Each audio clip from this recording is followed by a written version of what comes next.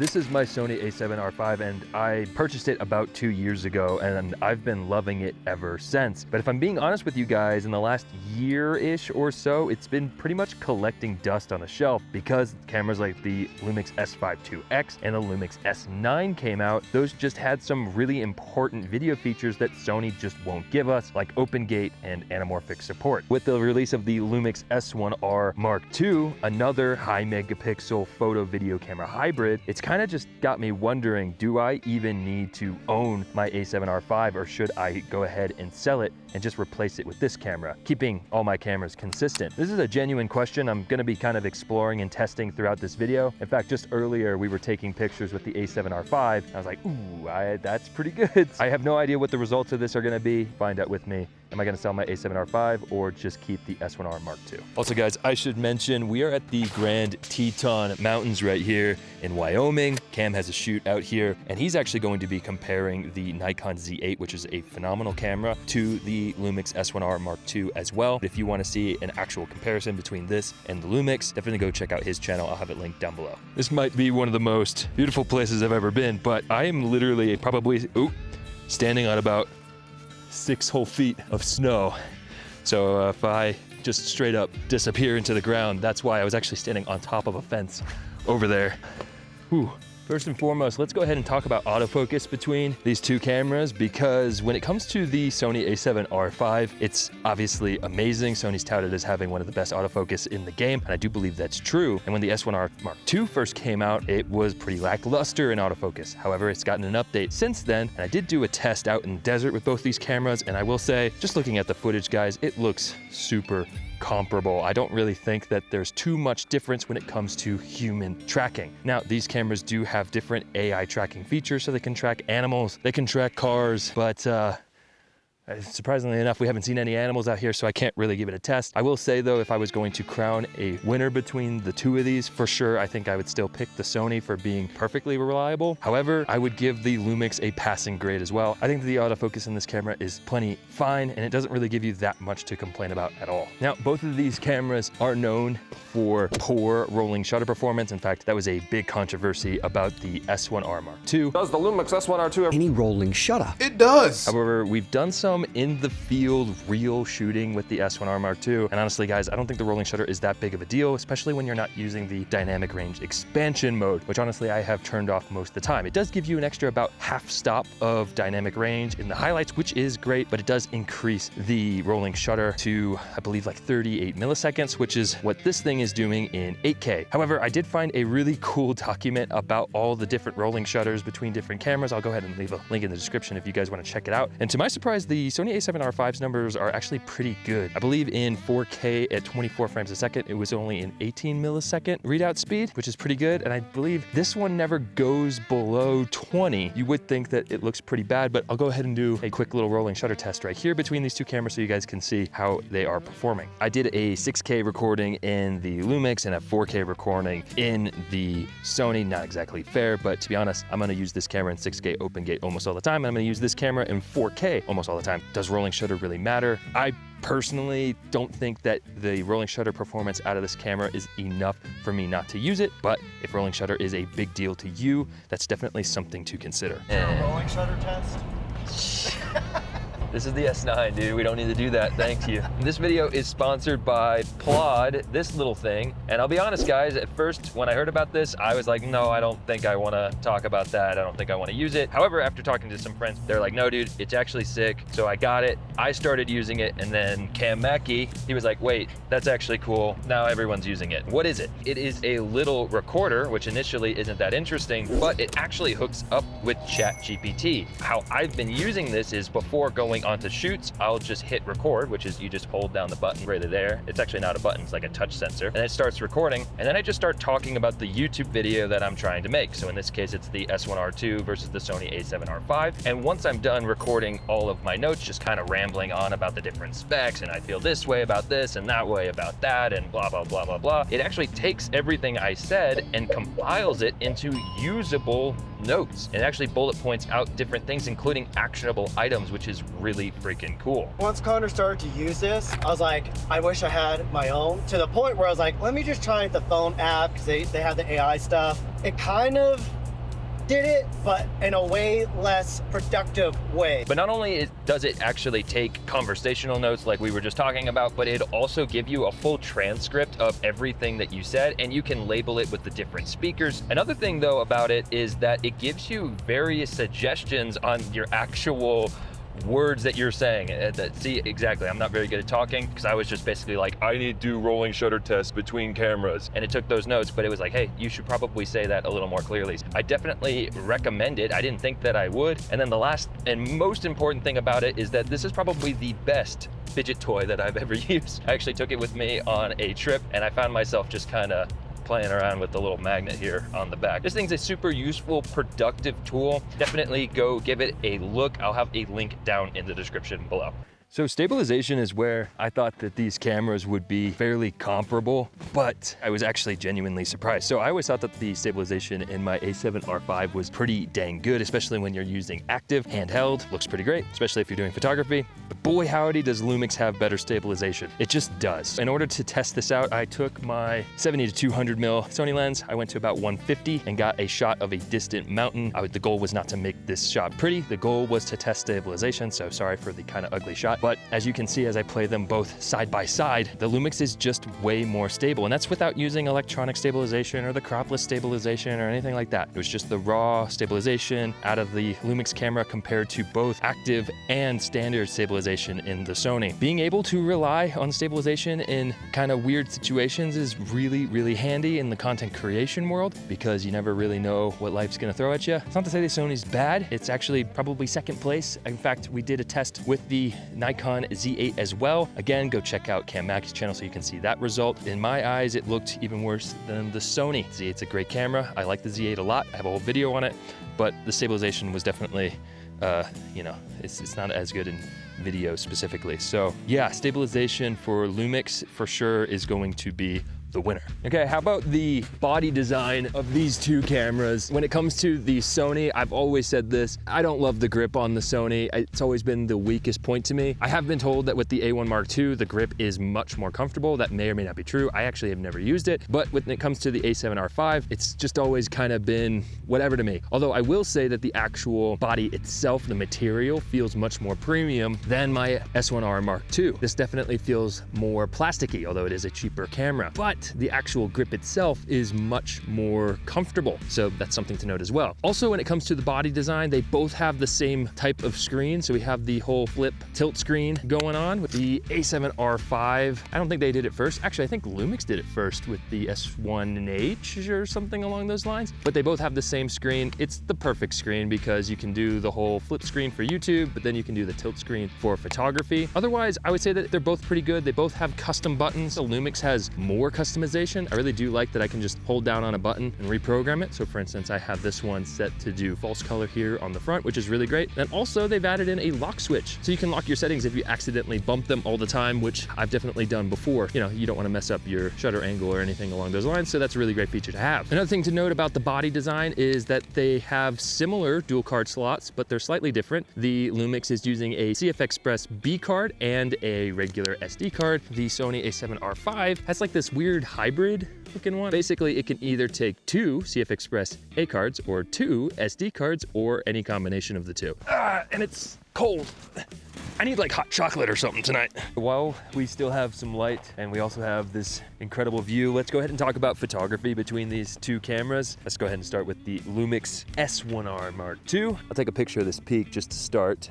So the thing about the S1R that I think I really enjoy is this viewfinder. There's something about it that's really, really crisp. Now it's a 5.7 M.dot EVF. Compare that to the Sony, which is a 9.44 M.dot, I believe. You would think that I would prefer the Sony. However, when you enable autofocus, the resolution drops on the Sony pretty heavily. That might be a setting that I have, so probably shouldn't hold that against it. But the photo experience on the S1R is great. You get 10 frames per second in mechanical shutter, same with the Sony, and then you also get up to 40 frames per second in electronic shutter mode. Not my personal favorite, never really shooting that, but if you want to, you can. And the images on this camera do look fabulous. I have some pictures from Norway that I took, then I also have a picture of the Teton mountain right here behind me. And I feel like the S1R Mark II is kind of just a no-fuss photography camera. There's nothing particularly amazing about it, but it does everything just pretty dang well. Although I guess one thing that I should say is amazing about it is definitely the different LUTs that you can put into this thing. You can put a ton of your own custom LUTs or even download some from the LUMIX Lab app. I have not personally done that in this camera. I have done it in my S9. It's really great. I just haven't had time to mess with it in this. I've been just shooting RAWs and then editing them in Capture One because this camera's not out yet. I can't edit them in Lightroom yet. It's not quite supported. So that's also something to keep in mind when you see these two photos side by side. I had to edit these in Capture One to keep them fair. But shooting photos on my Sony A7R5 is definitely a dream, especially when you pair it up with something like this beautiful lens, the 70-200 f2.8. It's really amazing. I have a whole video just on the 24-70 and the 70-200 G Master lenses from Sony if you want to check that out. The actual shooting experience on this camera is great. The only thing that I find is goofy is I find that the actual EVF is slow. If I have the screen out, it's on the screen, I'm going to put it up to my eye.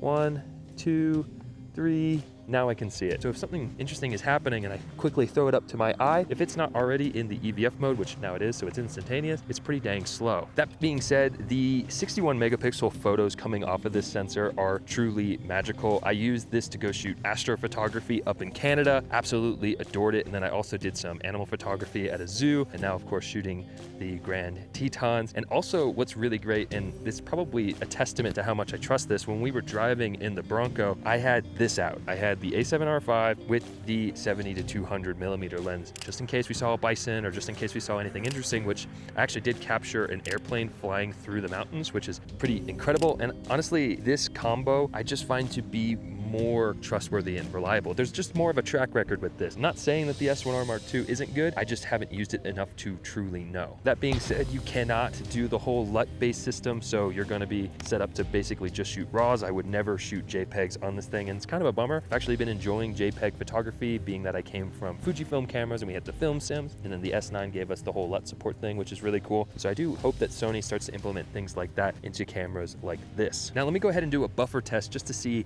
how many photos I can get off in the burst mode before the camera has to buffer itself. Just absolutely torching the sensor. So it can kind of, I'm gonna just say it can go forever. The same thing on the LUMIX. Oh, interesting. Ooh, there's a quick menu for that. That's cool. So I accidentally just found something out. On the top of the knob here, there's a mode, so you can go into the high resolution mode on this camera, which I didn't mention. It's a 44 megapixel sensor, but you can actually shoot up to 177 megapixel combined. I think it just moves around the sensor and gives you a higher resolution photo. I guess I should test that right now. So that's pretty cool. It says it's creating the image, so there definitely is a buffer on this. And I actually just handheld that. I'm not sure if I'm supposed to. From looking at it, I doubt I was supposed to do that. It looks pretty funky. Okay, so now we have the LUMIX S1R, and we're gonna do the same thing here.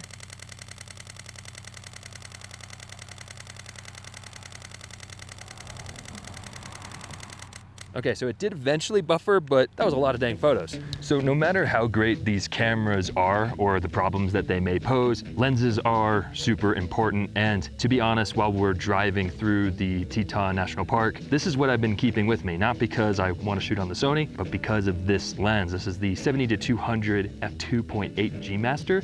And it's just incredible. In fact, while we were driving along, not the best pictures, but we did get to capture some moose. If I had my LUMIX S1R Mark II, I would have been limited to the primes that I have. Now, LUMIX does have a 70-200 mil lens, but if I'm being honest, guys, it's just nowhere near as good as these G Masters. What's really cool about the Nikon Z8 that Cam is talking about is that there is an adapter, so you can put Sony lenses onto the Nikon camera. That'd be really great if something like that came out for the LUMIX as well. Let's talk about some video specs, starting with the Sony A7RV, which when I got this thing 2 years ago-ish, I really enjoyed it. I moved from the Canon R6 Mark II to the A7RV, and that was specifically for S-Log3. Canon, for some reason, at the time limited me to C-Log3, which is just not my favorite, and S-Log3, I feel like just unlocked a bit of a whole new world for me. When I talk about these two cameras compared, they sound fairly similar, but they're actually pretty dang different when it comes to video. The Sony A7RV has a 61 megapixel BSI 8K sensor, and the LUMIX S1R Mark II All these names are starting to blur in my head a little bit, but it has a 44 megapixel CMOS 8K sensor, 8K up to 24 in the Sony, 8K up to 30 in the LUMIX. Additionally, they both do 4K 10-bit 422 in 24 frames per second, which is also really, really great. And honestly, that's where I think the video similarities kind of end. The Sony is honestly a much more limited camera, although in all fairness, this is definitely a photographer's first camera. The Sony A7RV shoots in 4K 60, but unfortunately it does have a crop, whereas the S1R Mark II does 4K 60 without a crop. And of course, they both do 4K 120 as well, but I never use that. When it comes to the LUMIX S1R Mark II, this is honestly a perfect hybrid, a 50-50 hybrid. It has really great photo specs and it has really great video specs. The one that I care the most about is going to be OpenGate. That's honestly probably the thing that has been keeping this camera on my shelf, because I've been using the S9, which is filming me right now, in OpenGate, and I've also been using my S5 IIX and now the S1R Mark II. But this is actually a 6.4K OpenGate downsampled from 8K, so those shots are going to look just a little bit extra crisp. I don't understand why all these other companies aren't giving it to us. Not only does it make cutting a vertical video so much easier, and you can still film in landscape mode so you can multi-purpose footage, which is just such a handy feature, but also it gives you just a little bit more height. So if you want to use anamorphics, which budget anamorphics have become a really big thing lately, and I've used a few of them, they're fabulous. It gives you a little more height on the top and bottom of your image so that when you de-squeeze, your image isn't just super wide and thin,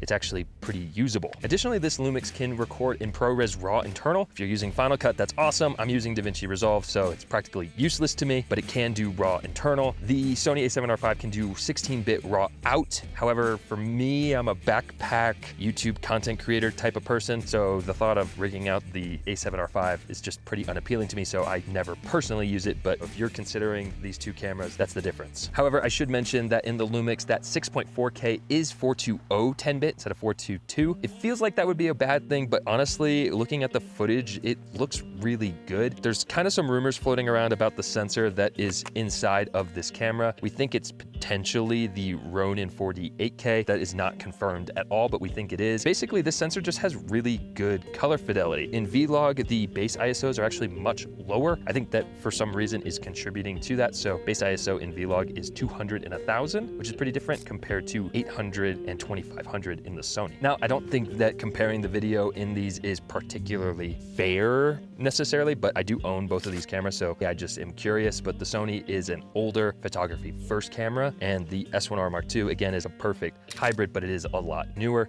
But that's kind of the differences between these two. All right, guys, so it's actually the next day. Cam and I were rummaging through the footage that we shot yesterday, and I did a few different side-by-side tests between the LUMIX S1R and the Sony A7RV, which I left in the Bronco, but you get the picture. I'm gonna show you guys some clips, some side-by-side clips here, and I want you guys to look at these and tell me which one looks best, okay? So we have this first clip.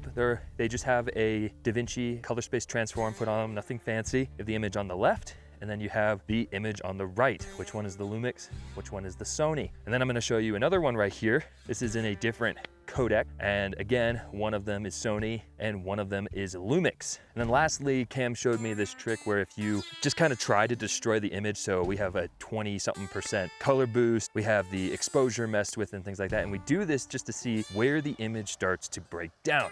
And again, we have an image on the left, and then we have an image on the right. I don't know how much the YouTube compression is gonna change things, but basically this image on the left was the LUMIX and the image on the right was the Sony A7RV. And I feel like this test was honestly the most illuminating part about this. There's something, again, about this LUMIX sensor that's just doing things that you don't normally see in a mirrorless camera.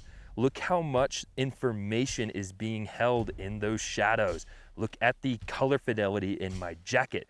And the Sony, it almost looks kind of like it's turning gray, whereas on the LUMIX, it's very, very clearly a green jacket. When I first got the Sony, again, like at the time, and it still is true, it really was like the hybrid camera to get. However, now I just feel like with the A7RV giving us this really rich and beautiful image coming off of this sensor, it's kind of just taking the wind out of the sails for the Sony, at least in my opinion. I don't know what you guys think about this test. I think that it's a pretty fair comparison. Now, the first one was in ProRes 422 HQ, and then the second one was actually 420 versus Sony's 422 in 4K versus the 6K OpenGate. And honestly, guys, I don't really understand it, but the 420 looks like it has a better image than the 422 coming out of the Sony as well. So not only is the LUMIX S1R providing me with many more options for resolutions and formats, but the actual pure image that I'm getting out of it for video, I feel like is deeper and richer than anything the A7R5 can give me. I really do think that the LUMIX S1R Mark II is a much better camera for me. So I am going to be selling my Sony A7R5. Now, if you all disagree, that's plenty fine. If you prefer the Sony over the LUMIX, definitely let me know down in the comments. I hope that you all enjoy this video, and I'll see you in the next one. Take it easy, guys. Audio.